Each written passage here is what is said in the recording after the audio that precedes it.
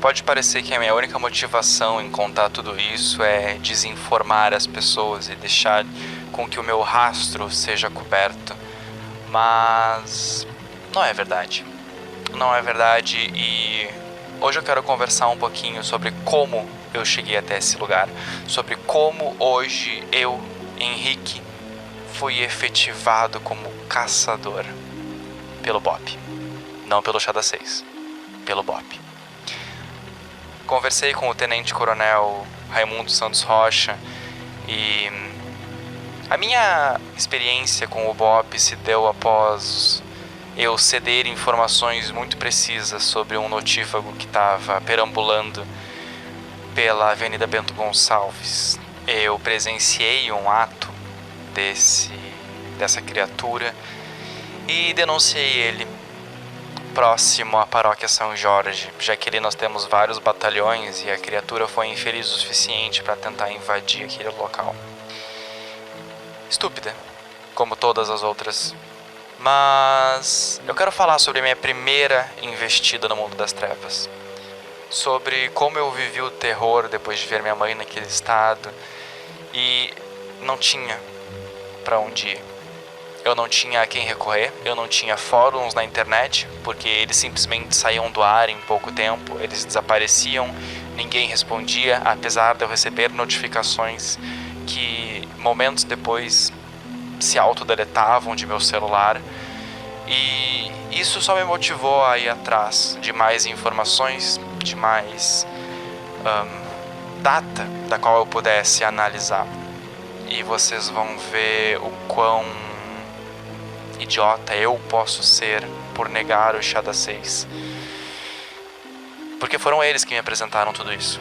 Foram eles onde eu encontrei a primeira fagulha de esperança.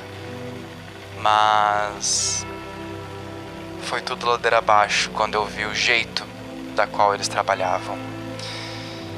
Existe um evento aqui em Porto Alegre que se chama Sarau Elétrico. E esse evento reúne diversas pessoas para ler, para conversar.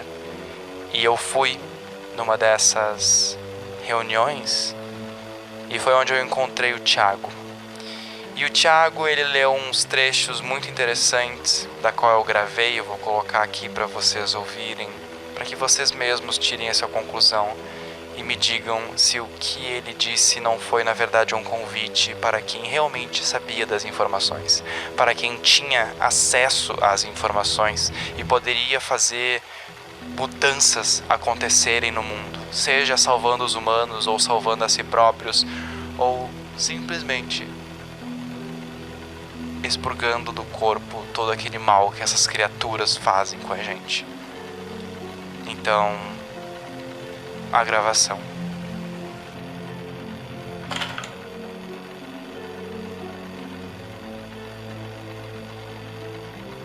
Existem 14 tipos de magia que nascem das 3 classes da adivinhação. A primeira das 3 é a invocação dos demônios. A segunda não é mais que uma configuração silenciosa da disposição e movimento de alguma coisa, como os astros, ou os dias, ou as horas, ou algo parecido. A terceira é a consideração de algum ato humano com a finalidade de encontrar algo oculto, e é conhecida como sortilégio. As espécies da primeira forma de adivinhação são as seguintes: feitiçaria, oniromancia, nigromancia, oráculos, geomancia, hidromancia, aeromancia, piromancia e augúrio. As espécies do segundo tipo são a horoscopia, o trabalho dos arúspices, presságios, observação de sinais, quiromancia e espatolomancia. Agora bem, os pecados das bruxas vão mais além de todos estes delitos. Enquanto leio este trecho, não posso deixar de pensar nas semelhanças com o livro de Nod, uma obra de ficção que me chama muito a atenção. Assim como as 14 formas de magia derivam das classes da adivinhação no livro de Nod, encontramos diferentes tradições e conhecimentos transmitidos por Caim, o primeiro vampiro, que também se baseiam em entender e manipular o mundo oculto. As referências à invocação de demônios e magia são interessantes, pois neste livro há uma conexão entre os antediluvianos, seres antigos com poderes sobrenaturais e o domínio de diversas disciplinas que lembram essas formas de magia. Isso se relaciona com as artes das trevas e os segredos guardados pelos vampiros ao longo dos séculos. No trecho, menciona-se a feitiçaria, oráculos e outros conceitos que, de certa forma, lembram os clãs e linhagens de vampiros com seus poderes e conhecimentos distintos. Assim como as bruxas desafiam os limites da realidade, os vampiros também têm o poder de distorcer a percepção dos humanos, além de realizar feitos sobrenaturais. Assim como no cristianismo, aqui nós também somos apresentando ao mito de Caim. De acordo com a lenda, Caim é o filho de Adão e Eva, e ele se tornou o primeiro vampiro após matar seu irmão Abel. Deus amaldiçoou Caim por esse ato, fazendo com que sua pele se tornasse pálida e sua vida se estendesse indefinidamente, mas também o tornando vulnerável ao sol e à sede insaciável por sangue, estes últimos presentes dos arcanjos.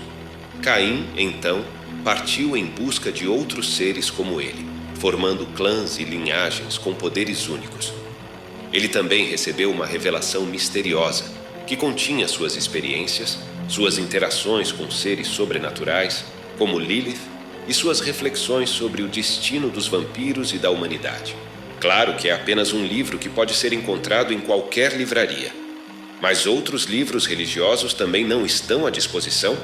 Não entendam que com isso provo a existência de vampiros, mas reflito sobre como nossa cultura é uma teia unificada no imaginário e tão distante no real. Com isto, eu declaro aberto nosso sarau elétrico e dou boas-vindas a humanos, vampiros, magos e possivelmente lobisomens.